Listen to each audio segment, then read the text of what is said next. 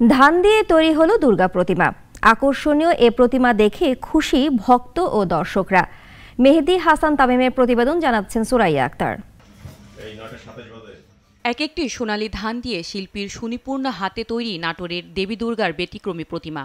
শহরের লালবাজারের ধান দিয়ে তৈরি আকর্ষণীয় নজরকাড়া সৌন্দর্যের প্রতিমায় চোখ আটকে যাচ্ছে সবার।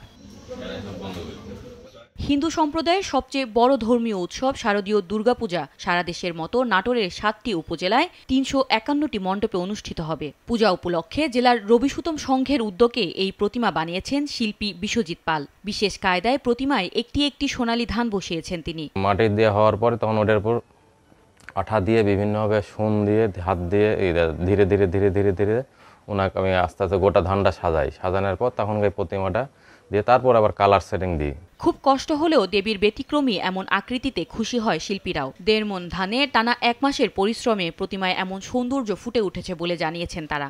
খুবই কষ্টকর। ভাইসতে মনে করেন যে কতদিন এসে ধান আটকাইলো, ভাইসতে দুইজনেই, একলা না।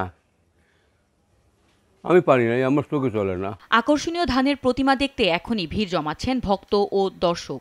ধানের প্রতিমা তৈরি হয়েছে, আমরা এটা দেখে অনেকটাই খুশি হয়েছি।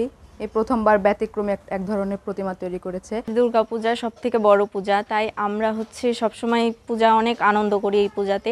আর নতুন কিছু হলে আমরা আরও এই পূজাতে বেশি আগ্রহী থাকি। বাংলাদেশে এই প্রথম নাটোরে এরকম একটা প্রতিমা তৈরি হয়েছে ধানের, যেটা দেখে আমরা অনেক খুশি, পাড়ার সবাই খুশি হয়েছে। হিন্দু বাঙালিদের সবচেয়ে বড় এ ধর্মীয় উৎসব ঘিরে নাটোরের অন্যান্য মণ্ডপেও চলছে দেবী দুর্গার বন্দনা। দম ফেলার ফুরসত নেই প্রতিমা শিল্পী ও কারিগরদের।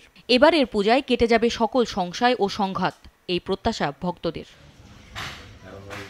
সুরাইয়া আক্তার, নাগরিক। ২৫০টিরও বেশি ডিজাইন অপশন নিয়ে ওয়ালটন স্মার্ট ফ্রিজ, বোঝে আপনার প্রয়োজন।